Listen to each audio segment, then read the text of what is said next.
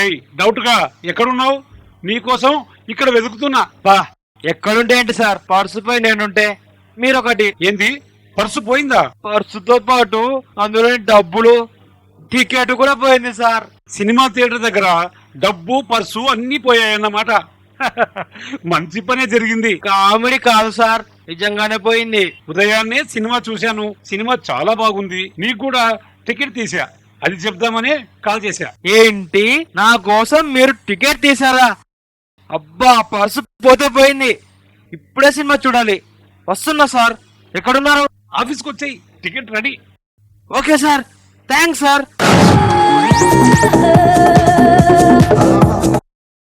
అవును, సినిమా కాదు కదా, సినిమా పోస్టర్ కూడా ఫ్రీగా చూడనివాడే, అటువంటిది నా కోసం టికెట్ తీసాడా? ఇదేదో డౌట్ గానే ఉంది. అర్థమైంది. బాలకృష్ణ వీరాభిమాని కదా, తన కోసం ఏదైనా కోసుకుంటాడు. ఇప్పుడు టికెట్ కోసుకున్నాడు. సార్, ఈ వేషం ఏంది? సార్ ఎక్కడా? ఇదిగో, ఎవరైనా నువ్వు? ఏయ్, ఒక్క తెలుగు వాడి వయ్యుండి నన్నే ఎవరని అడుగుతున్నావా? యుద్ధ క్షేత్రాన కొదమ సింహాన్ని, శత్రువు పాలిట సింహ స్వప్నాన్ని రా. అంటే మీరు? ఎస్, తెలుగువాడినే. శౌర్య పరాక్రమములతో ఉత్తరాన ఉజ్జయిని నుండి పాటలీపుత్ర వరకు సామ్రాజ్యాన్ని విస్తరింపజేసిన చక్రవర్తిని.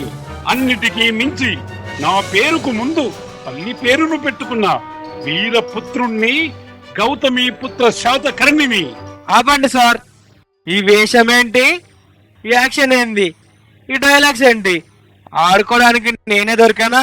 దొరికిన వాణ్ణి దొరికినట్టుగా తురుముదాం, దొరకని వాణ్ణి తరుముదాం.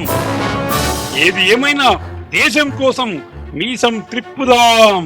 ఇక్కడ మీరు మీసం తిప్పుతూ నిలబడితే అక్కడ సినిమా. ఇప్పటికే ఉనికిని నిలుపుకున్నాం, ఇక ఉనికిని చాటుకుందాం. పరదేశపు నెత్తుడితో భారతదేశాన్ని ప్రక్షాళన చేద్దాం. వామ్మో, ఇది మామూలుగా లేదు, పైత్యం తలకెక్కినట్టుంది. Sir, శాంతించండి sir. శాంతి లేదు, విశ్రాంతి లేదు, విరామం లేదు.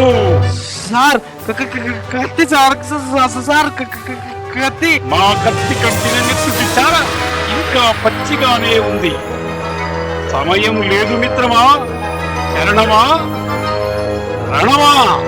వామ్మో, లాభం లేదు, నన్ను చంపేసేటట్టున్నాడు. సార్, నన్ను క్షమించండి సార్, సినిమాకు పోతా. ఆగో, ఆ సినిమా నేను నీకు చూపిస్తా.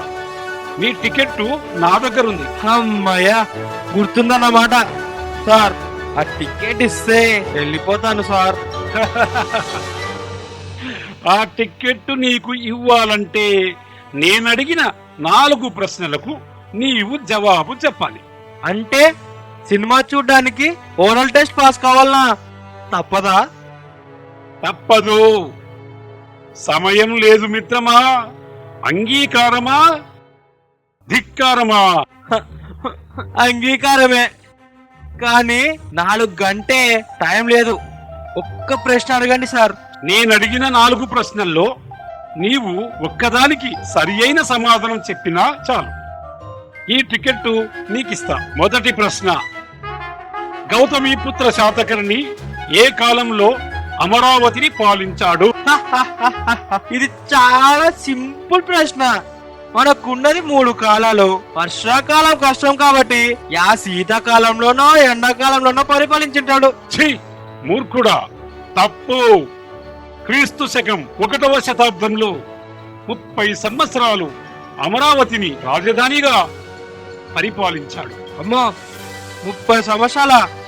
మరి అందులో శీతాకాలము ఎండాకాలము ఉంటుంది కదా. నోర్మోయ్ మూర్ఖుడా, గౌతమీపుత్ర శాతకర్ణి అమరావతిని పాలించాడు అని చెప్పడానికి ప్రధానమైన ఆధారాలు ఏమిటి? ఏముంది? శిల్పాలు, మట్టి ముంతలు, చిప్పలు.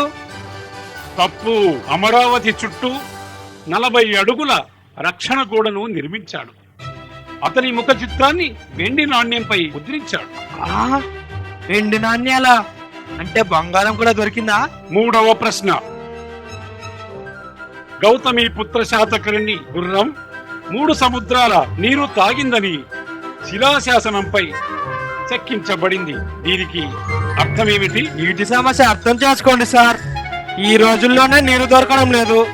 ఆ రోజుల మనుషులకేం దొరికింటాయి? గుర్రాలే కదా అని సముద్రం నీళ్ళు తాపింటారు. ఛీ! మూర్ఖుడా! అరేబియా మహాసముద్రం, బంగాళాఖాతం, హిందూ మహాసముద్రం, ఈ 3 సముద్రాల అంచుల వరకు తన సామ్రాజ్యాన్ని విస్తరింపజేసి పరిపాలించాడు. కాబట్టి గౌతమి పుత్ర శాతకర్ణి గుర్రం 3 సముద్రాల నీళ్లు తాగిందని తన తల్లి శిలాశాసనంపై వేయించింది. నీళ్లు తాగిందంటే ఏమో అనుకున్నా. వామ్మో, ఆ మూడిటికి ఇంత చరిత్ర ఉందా? నమస్తే సార్, వస్తాను సార్. ఆగో, ఇంకా చివరి ప్రశ్న మిగిలే ఉంది. దీనికి కూడా సరి అయిన సమాధానం చెప్పకపోతే షో.